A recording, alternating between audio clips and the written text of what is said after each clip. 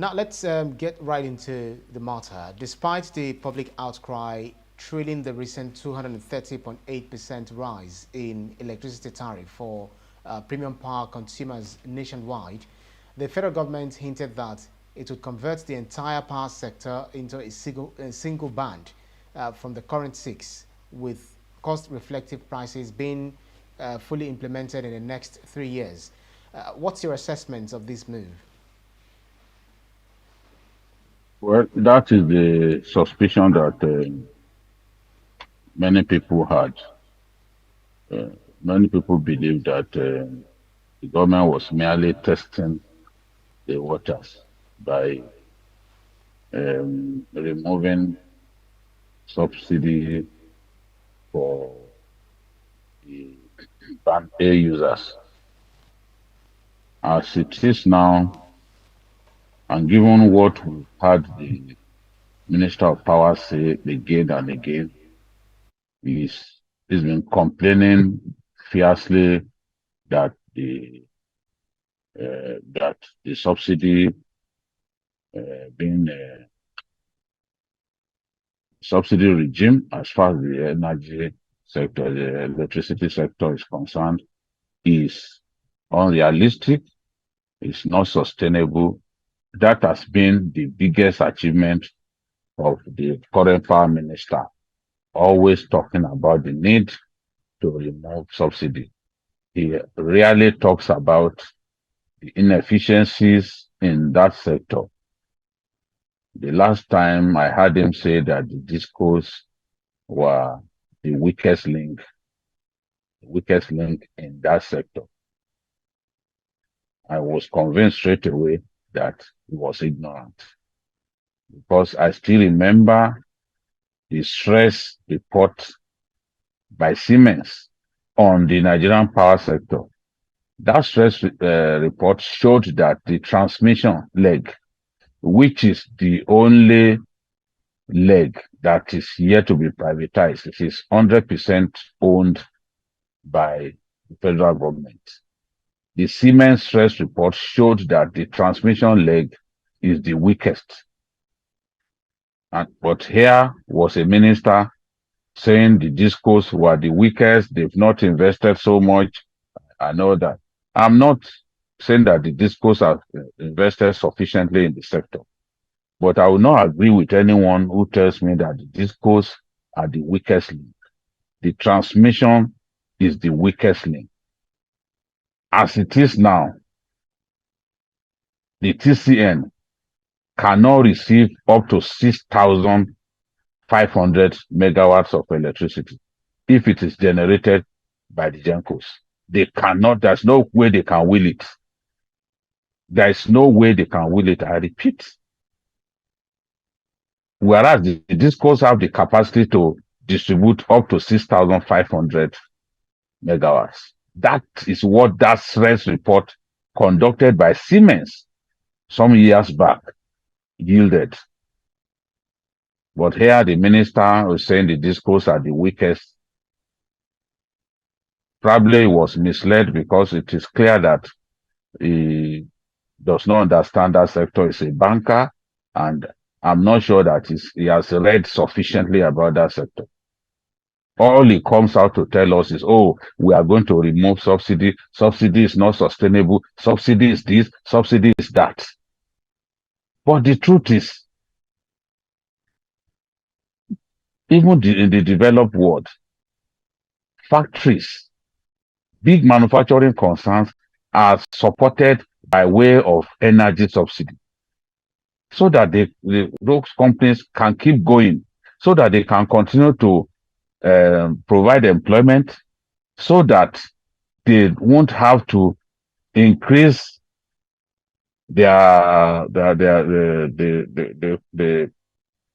cost of production. I mean, they won't have to increase their prices to the point that the masses won't be able to pay. And when the masses are unable to pay, it means that the days of those companies are numbered. And when the days of those companies are numbered, we are looking at unemployment in tremendous quantity. and unemployment will breed insecurity. So countries of the world that choose to subsidize electricity for big companies, they have their reasons. I keep reminding people that if Obama had not decided to help the not just the airlines, but the automobile companies in America, those companies in Detroit, today that sector will have collapsed completely. But he had to support them. So what we are seeing now, if you look at the numbers, because I've done some work, what we are seeing is a situation in which the 30% increment, 300% increment for band A,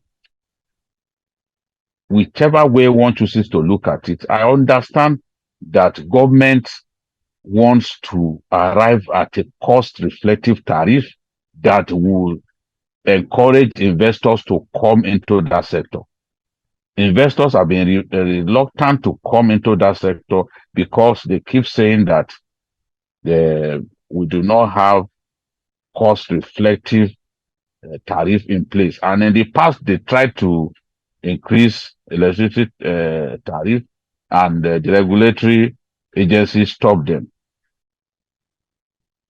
Of course, they have all kinds of problems that they are dealing with. Government thinks that if it comes out with cost reflective tariff that is not that is close to or even higher than what electricity users pay in some countries of the world, more and more investors will show the interest to come and invest in that sector. That sector needs an injection of capital that can happen through the coming of investors into that sector. But a situation in which you have a situation in which somebody paying 15 million before now, based on the new tariff, now has to pay 49.65 million. Look at the difference. It's a big difference. And in a difficult economy, such as we have currently, it is going to be tough for people to deal with this situation.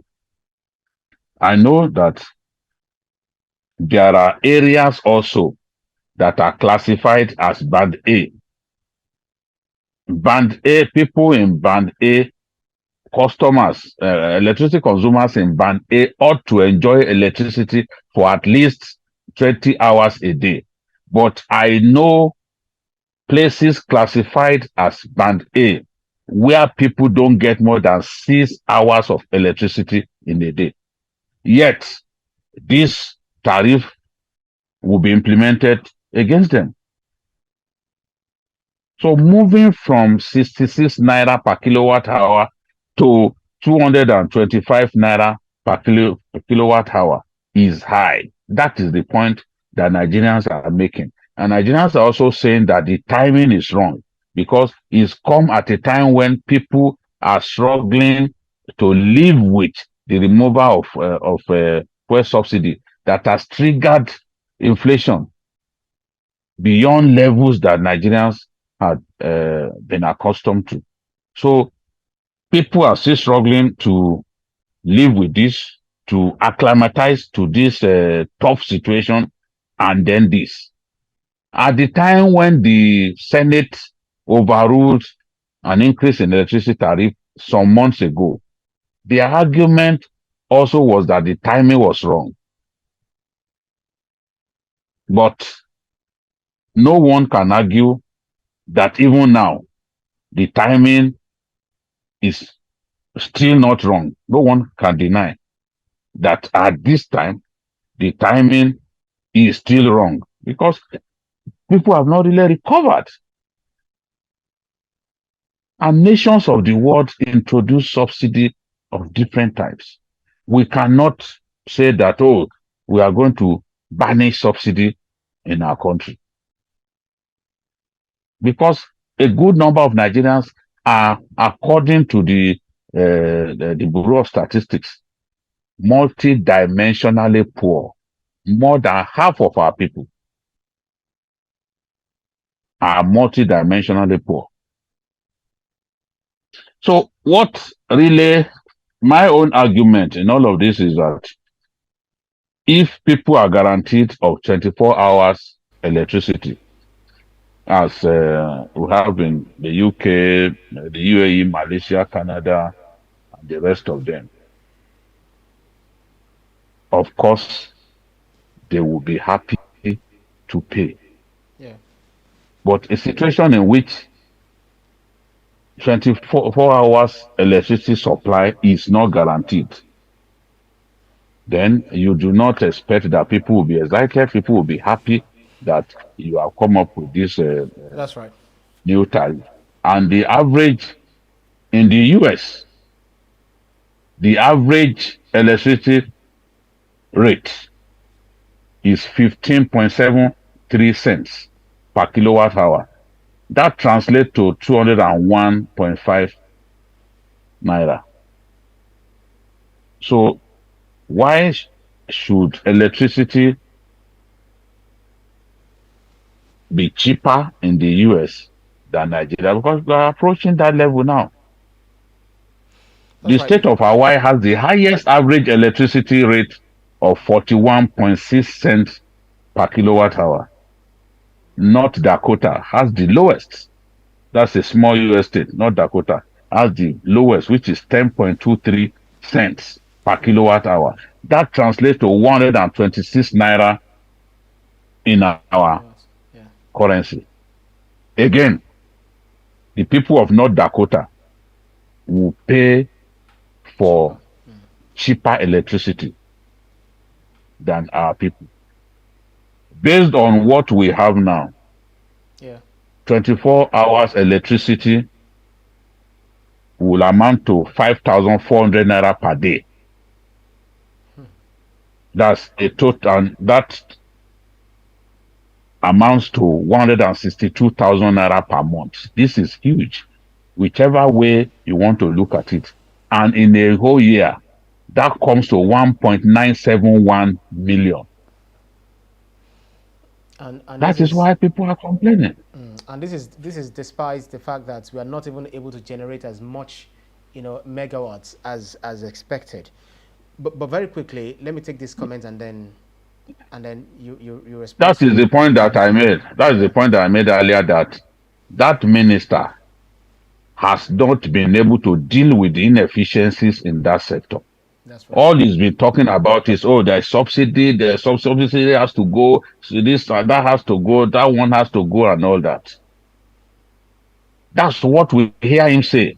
We do not hear him talk about how he's going to regenerate the transmission leg, for example. A lot of their equipment are old. Some of those transmission lines have been there since 1860. That's right. The transmission lines are old. They need to be replaced. And because they are old, if you generate too much electricity and you try to feed all of what you generate into the system collapses. That's why we have rampant system collapses. I know that sometimes system collapses could be due to inadequate supply of gas. Again, the matter of gas constraint, that is a matter that this minister has to deal with. Right, because more than 80% of our power plants are gas fired. Many times they don't even have gas supply. All right. So we should be dealing with those problems. How do we get Nigerians to enjoy greater supply of electricity than simply talking about removal of subsidy, removal of electricity subsidy, and all that? And to even say publicly that, look, we are going to put everybody in one band.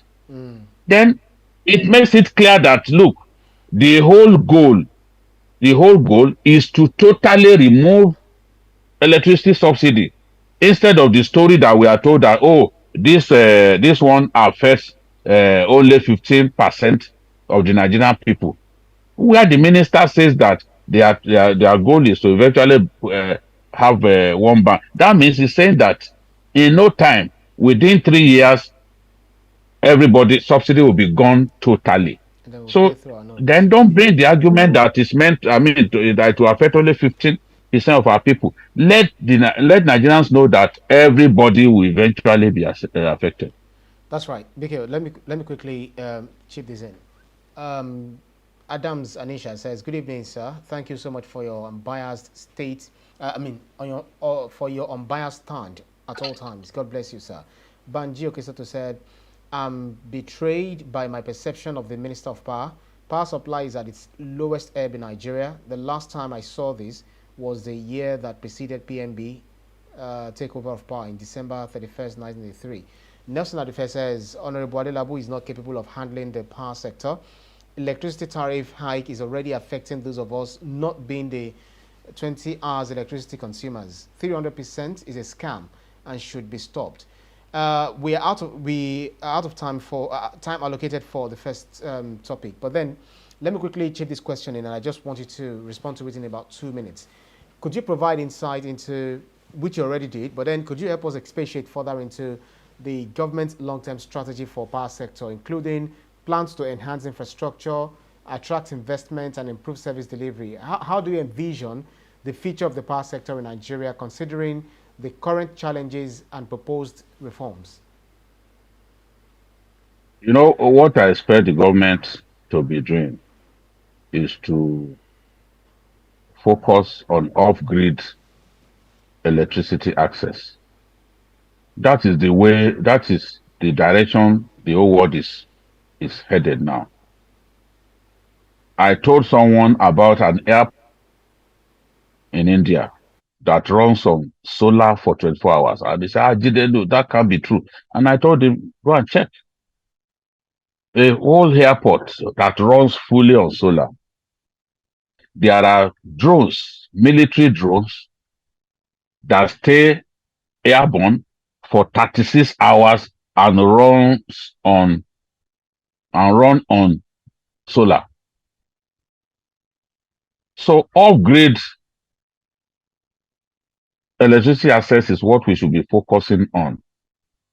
We can't continue to focus on this grid, national grid, that is defective, that is dysfunctional, that cannot guarantee electricity access for even 16 hours a day. We've had numerous system failures. So they should be looking at alternative sources of electricity generation. Solar, wind, different sources. Yeah. That will really help us. That will help us. Look at Luth, for example. Luth runs on 24 hours electricity and it's an off-grid facility. That's right. Our rural areas, for example, to energize agri production and all that, they should focus on giving them off-grid power facilities. That is the future. That is where everyone is headed. Not to be telling, even in Nigeria today, I know, even in Lagos, I know big estates for the rich, where diesel generators are metered and they sell electricity to residents at 180 naira per kilowatt hour. So are we now saying that electricity generated via the national grid is more expensive than diesel? So there are questions to ask.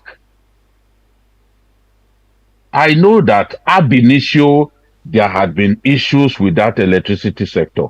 The way the electricity infrastructure was sold to people who were not qualified.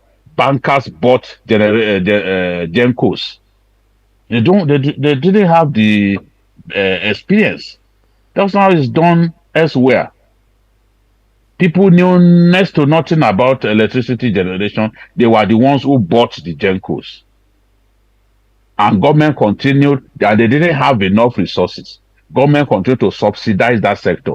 How do you sell something to an individual? You sold a car to Ibrahim Shita. You are still giving Ibrahim Shita money to fuel the car that you have sold to him. Who does that? I know that they feel that, look, we have to do something about this subsidy because it's not even benefiting the ordinary man. That's right. But you have to do it the right way. You have to do it in a way that doesn't inflict greater pains on our people. That's right, BKO. I know it's something to be worried about. Yeah, that's right. That's right. Your You, point you is made. understand? Yeah, your But point no, is made. nothing can justify the extent. I want the president to go ahead and reduce this percentage. I'm not saying don't increase tariff. I have always asked for cost reflective tariff. I've talked about that in the past. But I also think that subsidy for the power sector has to stay, not that you remove it completely.